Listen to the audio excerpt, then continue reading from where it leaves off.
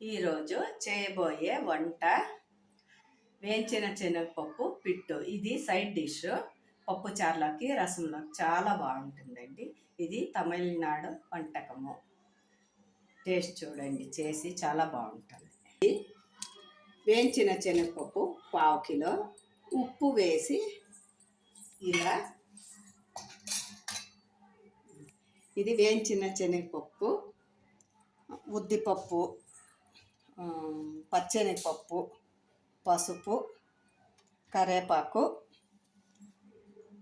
ఉల్లిపాయ, ఎండుమిరపకాయలు, టమోటా. వేయించిన శనగపప్పు 1/2 కిలో ఉంటుంది. ఇది ఉప్పు వేసి ఇలా ఇలా బాగా రుబ్బుకోవాలి. రోటిలో రుబ్బితే చాలా బాగుంటుంది. రోల్ లేని వాళ్ళు మిక్సీలోకి కూడా వేసి గట్టిగా రుబ్బుకోవాలి. మిక్సీకి వేసుకోవాలి. స్టవ్ వెలిగించి కడాయి పెట్టి 100 గ్రాముల నూనె వేసుకోవాలి. ఆయిల్ వేడెక్కాక ఇప్పుడు 1 స్పూన్ ఆవాలు వేయాలి.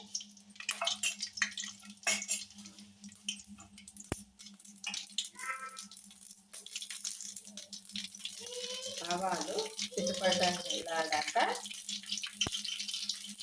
పచ్చెనగపప్పు వేయాలి. కొద్దిగా సిమ్లో పెట్టుకొని 2 స్పూన్లు పచ్చెనగపప్పు, 2 స్పూన్లు ఉద్దిపప్పు వేయాలి. ఇది రెడ్గా వేయించుకోవాలి.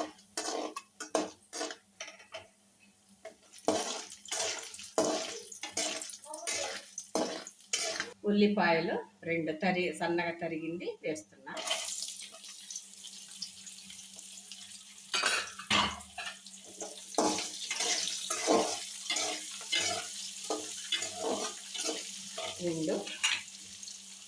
మూడు ఎండుమిరపకాయలు తుంచి సన్నగా వేయాలి.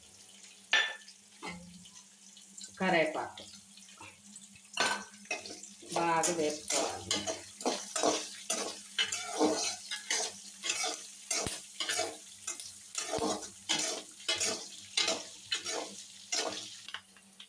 టమోటా మీ ఇష్టం, ఆప్షన్ అంతే.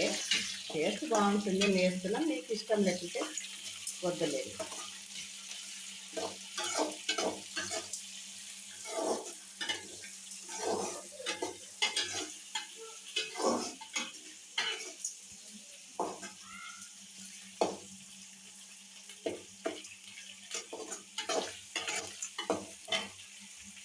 చిటిక పసుపు పొడి,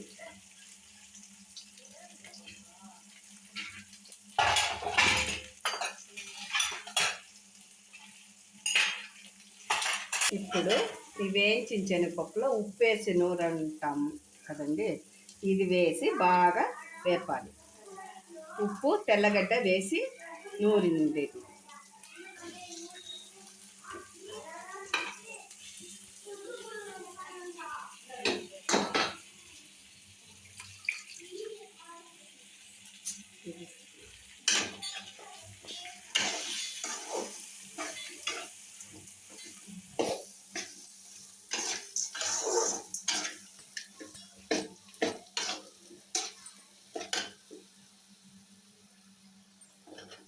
మీడియం ఫ్లేమ్ పెట్టుకోవాలి. వేపుతూనే అడుగు పట్టకుండా వేపుతూ ఉండాలి. చాలా బాగుంది. పొడి పొడిలాడే వరకు బాగా వేపాలి. వేపినంత టేస్ట్ చాలా బాగుంటుంది.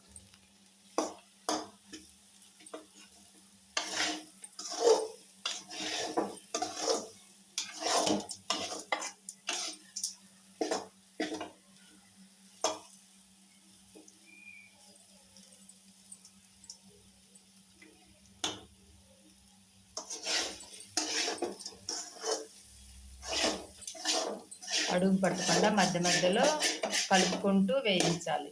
సన్నని మంట పైనే వేయించాలి.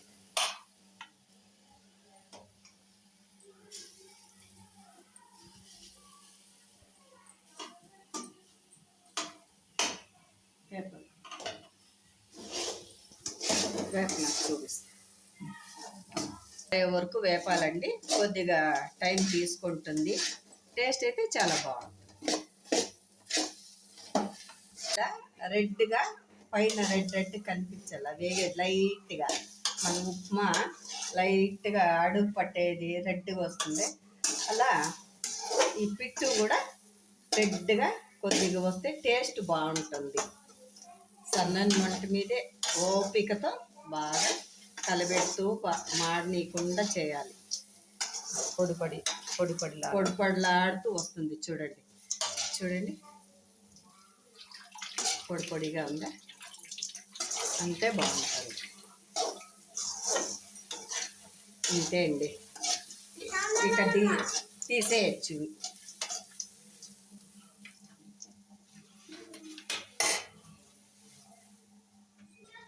వేయించిన శనగపప్పు పిట్టు సైడ్ డిష్ అండి, రెడీ అయిపోయింది.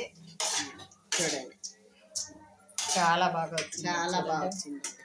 పొడిగా అసలు అతుక్కోకుండా ఎంత పొడిగా వచ్చింది చూడండి, ఉప్మా లాగా. కమ్మనైన వేయించిన శనగపప్పు పిట్టు రెడీ.